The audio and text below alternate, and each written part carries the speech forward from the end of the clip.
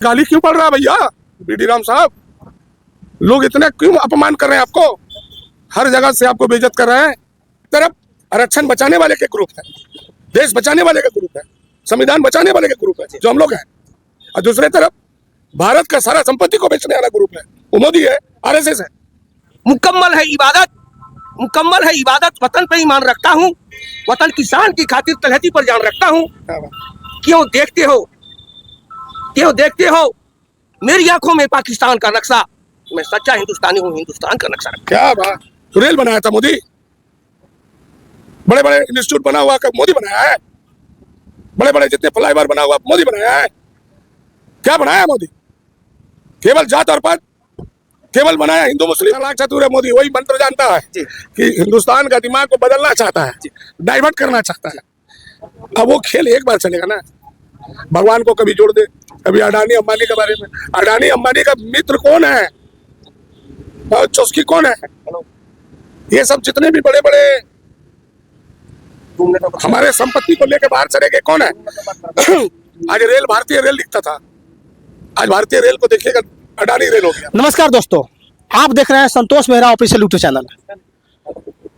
9 मई को जो road show हुआ था शाम के 5 बजे से शिवाजी मैदान से पूरा शहर में जो घुमाया गया था, एक बृहद जन सैलाब उभरा था पूरे मार्केट में।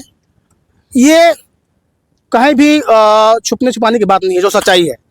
लेकिन अभी का जो खबर है कि आपके प्रत्याशी आपके द्वार कार्यक्रम में चैम्बर ऑफ कॉमर्स के द्वारा एक कार्यक्रम रखा गया है शाम के 6 बजे से लेकर के रात में 9 बजे तक, जिसमें चैम्बर ऑफ कॉमर्स के आनंद शंकर जी के द्वारा कहा गया है कि आपके प्रत्याशी आपके द्वार कार्यक्रम में जो भी पत्रकार शामिल होंगे वो डायरेक्ट सवाल बीडी राम जी से नहीं करेंगे। उस कार्यक्रम में सिर्फ बीडी राम जी ही रहेंगे, भाजपा प्रत्याशी। उसमें ये मामला आया है, जो मेन है कि कोई भी पत्रकार डायरेक्ट सवाल ना करके जो मीडिया प्रभारी है वहाँ पे, ठीक है, मीडिया प्रभारी को अपने चिट पुर्जा में लिख करके उनको देंगे कि हमको इस मुद्दे पे आप बात करनी है भाजपा प्रत्याशी बीडी राम जी से, और वो जो मीडिया प्रभारी है वो सवाल करेंगे बीडी राम से।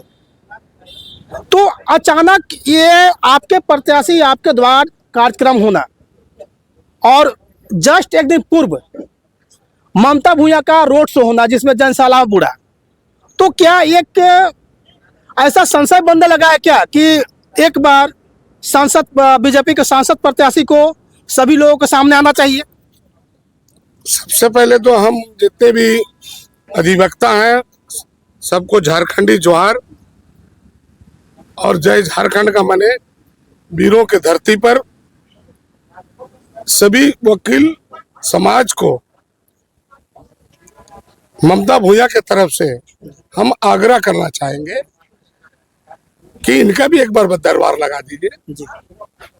न्याय का बात हो तो दोनों तरफ से हो, ये मेरा रिक्वेस्ट है।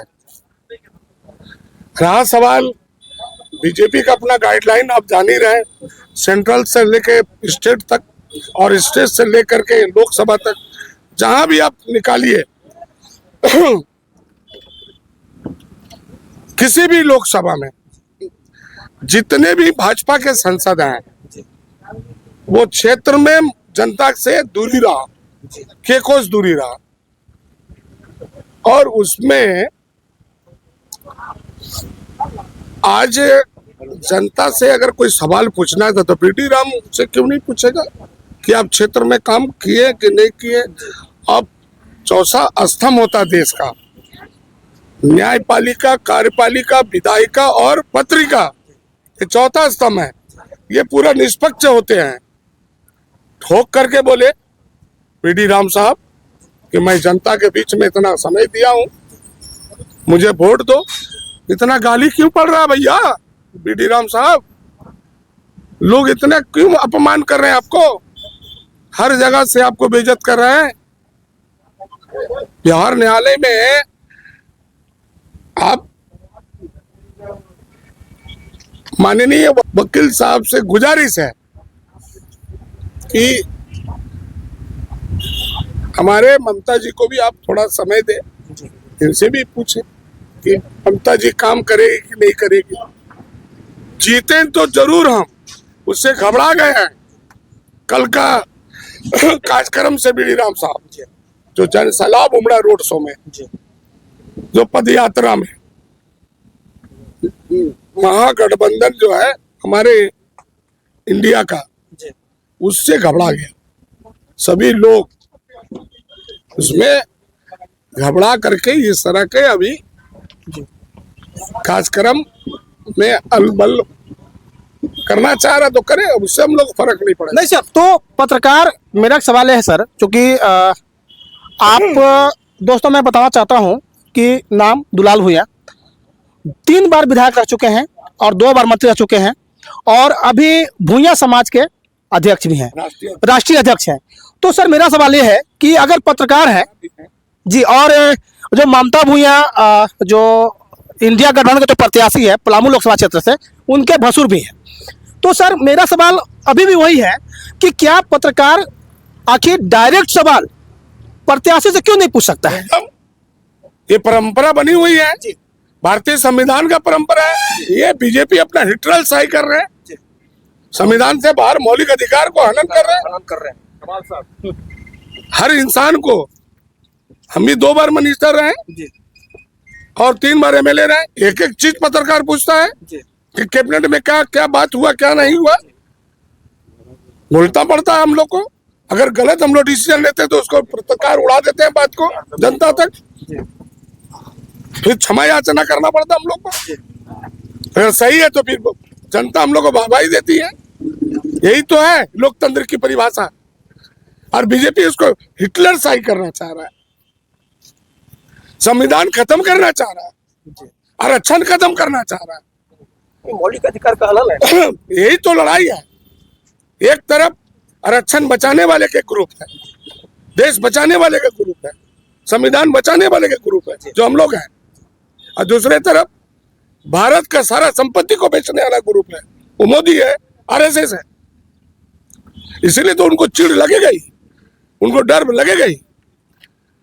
रेल बनाया था मोदी,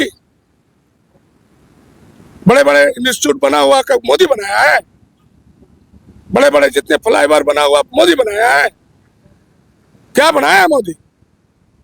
केवल जात और पात, केवल बनाया हिंदू मुस्लिम।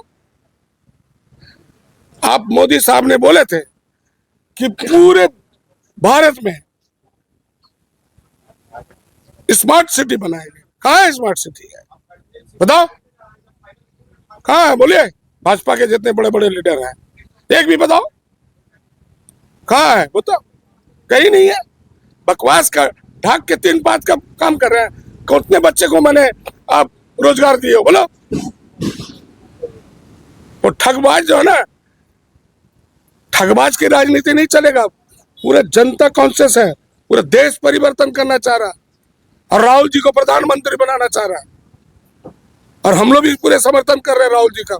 और उसके पढ़े लिखे नौजवान है ना, वो पूरे नौजवान है पढ़े लिखे। मोदी उसके सामने कुछ नहीं है, राहुल के सामने। ये मैं चैलेंज करके ठोक के बोल रहा हूँ। सर अभी सुप्रीम कोर्ट के 2 पूर्व जज ने उन्होंने एक बयान दिया है कि एक पब्लिक डिबेट हो जाए जिसमें एक तरफ मोदी जी रहे और दूसरी तरफ राहुल गांधी जी रहे। सर इस मुद्दे पर आप सर क्या कहना चाहेंगे? यही मोदी के कार्यकाल में 5 सुप्रीम कोर्ट के जजेज ने किस तरह से सड़के पे आ गया था। ये देश कहाँ जा रहा है? आज तक का भारत में सुप्रीम कोर्ट के 5 जजेज कि लोकतंत्र खतरे में है, प्रजातंत्र खतरे में है। कैसे मोदी छटपटा गए थे? लोग कितने देश के लोग, बुद्धिजीवी लोग किस तरह से इस सरकार पर तौहीन कर, वही हिटलर सही कर रहा। नोटबंदी कर दिया। आरबीआई से पूछा, किसी भी मंत्री तंत्री से, किसी भी विशेषज्ञों से पूछा कि नोटबंदी कर रहे हैं, फेलियर हो गया हर चीज। जीएसटी का कर दिया 12 बजे रात को, जीएसटी का एक नियम बना दिया फालतू का। लेकिन सर उससे पहले घंटी बजाया गया था सर।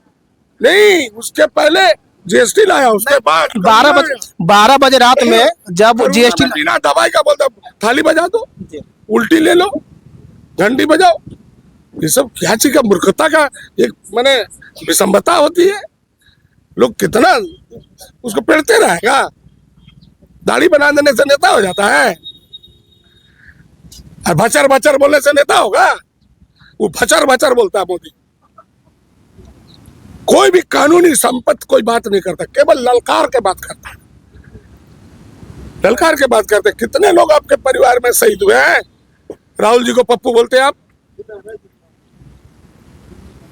सर, जब मोदी जी की बात हो रही है और जब राहुल जी की बात हो रही है, तो अभी जो जितने भी चुनाव प्रचार हो रहा है, सब में देखा जा रहा था कि राहुल गांधी जी डायरेक्ट अटैक अंबानी अडानी पे कर रहे थे। लेकिन 2 दिन पहले एक बहुत बड़ा बदलाव हुआ। बदलाव क्या हुआ कि अब मोदी जी तमिलनाडु की धरती से एक डायरेक्ट प्रचार किए कि अंबानी अडानी के द्वारा टेम्पो में भर भर कर रुपया कांग्रेस को पहुंचाया जा रहा है। तो सर, ये बदलाव क्यों हो गया सर? अचानक मोदी जी से, जो कि अंबानी और अडानी का अब नहीं बोलते थे, अचानक ये आरोप लगाना कि अंबानी अडानी जी के द्वारा टेम्पो में भर भर कर रुपया कांग्रेस को पहुंचाया जा रहा है। तो सर, आखिर ऐसा ये बदलाव क्यों हो गया? ये दिमाग को बड़ा चालाक चतुर है मोदी। वही मंत्र जानता है जी। कि हिंदुस्तान का दिमाग को बदलना चाहता है, डाइवर्ट करना चाहता है। अब वो खेल एक बार चलेगा ना। भगवान को कभी जोड़ दे, कभी अडानी अंबानी के बारे में। अडानी अंबानी का मित्र कौन है और चुस्की कौन है? ये सब जितने भी बड़े बड़े हमारे संपत्ति को लेके बाहर चले गए कौन है? आज रेल, भारतीय रेल दिखता था, आज भारतीय रेल को देखिएगा अडानी रेल हो गया। अंतरराष्ट्रीय हवाई अड्डा में लिखा जाता था भारतीय इंडिया, अब उसमें अडानी। मैंने खेला को पलटना चाह रहा कि टेम्पो में राहुल जी के पास जा रहा पैसा। हाय रे बापा, ठास ठास के बीजेपी ऑफिस में चला गया। शर्म आ रहा। अब जान रहा कि राहुल जी बनेंगे प्रधानमंत्री तो कौन कौन लोग माने काला पानी का सजा होगा, समझ में आ रहे हैं? ये जो सेना हमारे मरे हैं पुलवामा में, हमारा देश के प्रधानमंत्री जिम्मेवार नहीं है, गृह मंत्री जिम्मेवार नहीं है, रक्षा मंत्री जिम्मेवार नहीं है। जनता को नहीं बताएंगे? उसका जांच चल रही है। इतना आईडीएस आया कहाँ? 350 किलो कहाँ से आया? जांच नहीं होता है, पॉकेट मार का जांच हो जाता है। इतना बड़ा सेना मर गया, चुपचाप मटियाया हुआ है। हम लोग छोड़ेंगे? इतना प्राण चला गया जी। 750 किसान मर गए, तड़प तड़प के किसान मर गया। अपना क्या डिमांड था उसका? एमएसपी बिल को सख्ती से उनको लागू करो। इतना किसान मर गए, इतने नोटबंदी में लोग मर गए।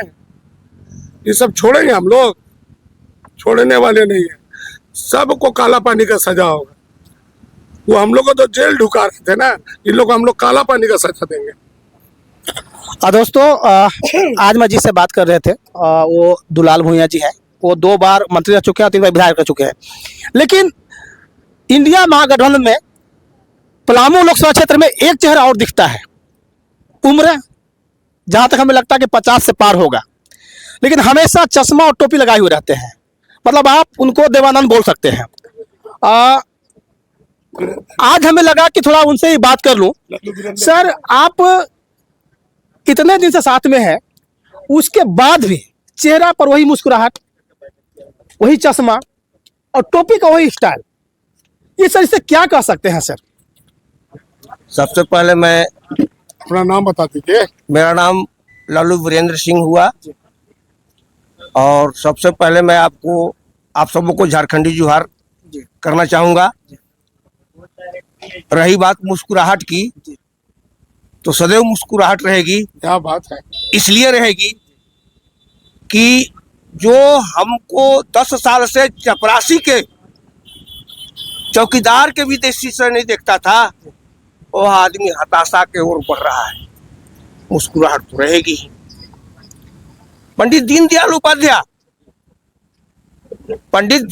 उपाध्याय ये लिख गए थे अपने डायरी में कि यदि जो कोई अयोग्य व्यक्ति किसी कारणवश, मतलब कि समझ लीजिए कि तेरा पैच करके अच्छे दल से टिकट लेने में कामयाब हो जाता है तो उसका निर्णय, उसका फैसला आम जनता करेगी। आज आम जनता उसका निर्णय कर रही है, उसको देख करके मैं मुस्कुरा रहा हूँ। वाह क्या बात है। यानी कि आपका मुस्कुराहट का मेन राज यही है। मुकम्मल है इबादत, मुकम्मल है इबादत। वतन पे ईमान रखता हूँ, वतन की शान की खातिर तलहटी पर जान रखता हूँ। क्या बात। क्यों देखते हो, क्यों देखते हो मेरी आंखों में पाकिस्तान का नक्शा? मैं सच्चा हिंदुस्तानी हूँ, हिंदुस्तान का नक्शा रखता हूं। क्या बात। बहुत बहुत धन्यवाद सर। ये हुआ।